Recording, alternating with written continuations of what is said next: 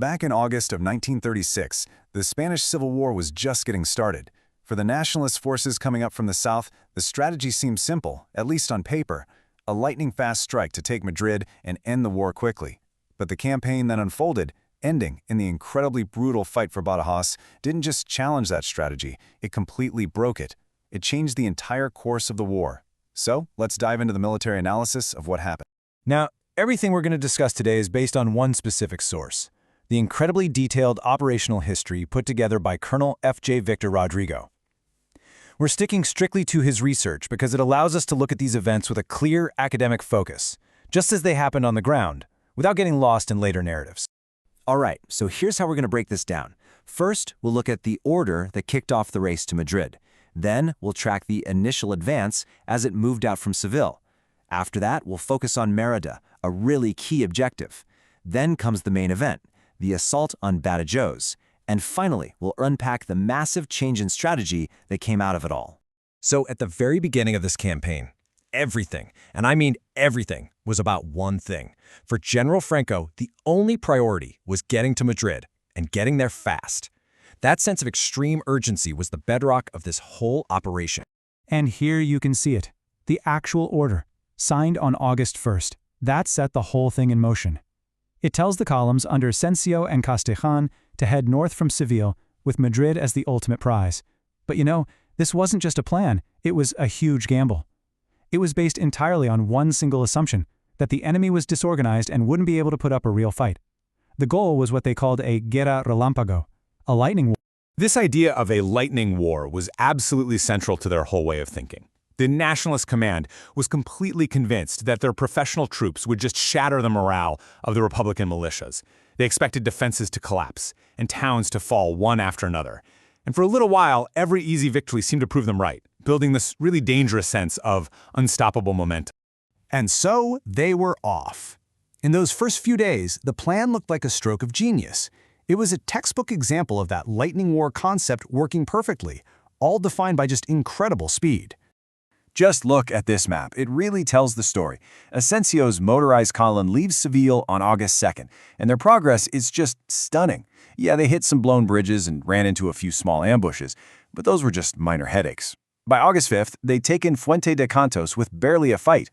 From the perspective of the Nationalist command, it must have felt like their whole theory of the war was being proven right, hour by hour.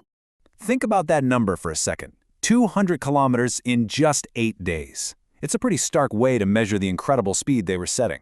This really was the lightning war in action. But this easy, almost effortless phase of the advance was about to slam into a very solid brick wall. And that brings us to Mérida. This city would be the first real objective, the first major test for the Nationalist columns. It was an absolutely pivotal moment in this march north. Now, the attack on Mérida on August 11th wasn't just a simple head-on charge. It was actually a pretty smart maneuver. Asensio's troops swung around to the east to envelop the city, while Castellan's column pushed right up the main road, crossing that famous old Roman bridge. Taking the city was a huge strategic win. It gave them a critical road and rail hub, and for the first time it linked them up with other Nationalist forces coming down from the north.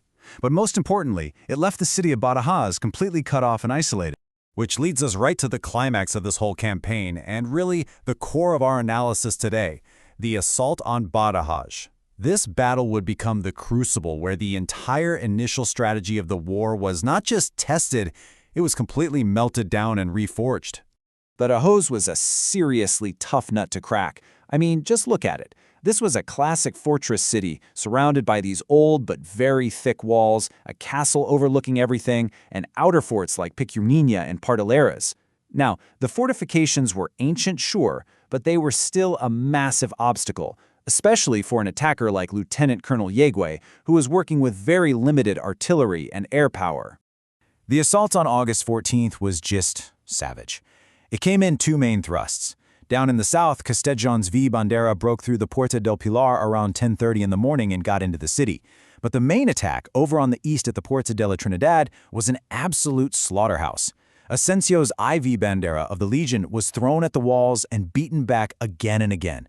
After 3 bloody failed attempts, a fourth wave, led by the incredibly brave Captain Caballero, finally punched through at 3:30 in the afternoon. And get this, only 16 of his men made it through that initial breach. Just 16.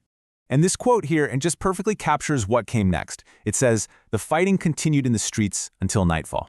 This is such a critical point. Getting through the walls wasn't the end of the battle. It was just the beginning of hours and hours of vicious hand-to-hand fighting through the city's tight, winding streets.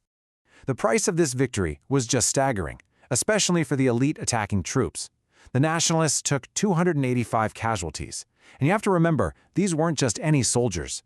The losses were concentrated in their very best, most experienced units.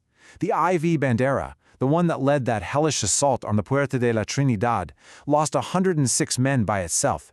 These were men they simply could not replace, and it was a blow that their small expeditionary army could not afford. And that brings us to the real heart of the matter. The capture of Badajoz was, no doubt, a tactical victory, but strategically, the consequences were seismic. In a strange paradox, this was the victory that put a final, definitive end to their lightning war. So the question hanging over the Nationalists' high command was blunt. Is the lightning war over? And the ferocity of the defense at Badajoz, along with that horrific butcher's bill, provided an answer that was as brutal as it was clear. And this map right here, this map is the answer. It shows Franco's new thinking right after Badajoz, laid out in a message to General Mola.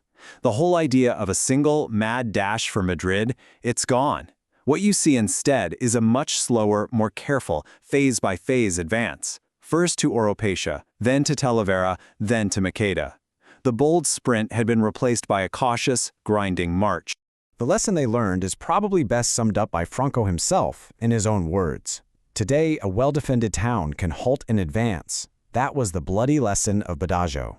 That early optimistic belief that the enemy would just crumble and run was shattered. One single city had proven that it could stop his best troops dead in their tracks and make them pay a terrible price for every inch. So the final consequence was crystal clear. As the source material puts it so powerfully, the primitive criteria of a swift war was shattered. The dream of a fast, decisive victory in 1936 died right there in the streets of Badajoz. A new, much slower and much more brutal war of attrition was now the only path forward. And that leaves us with one last, really provocative question to think about. Should we remember the Battle of Badajoz not just as a bloody victory, but as the moment that, ironically, guaranteed that the Spanish Civil War would be a long, grinding, and truly devastating conflict? A victory that ultimately denied the victors the one thing they wanted most, a quick end to it all.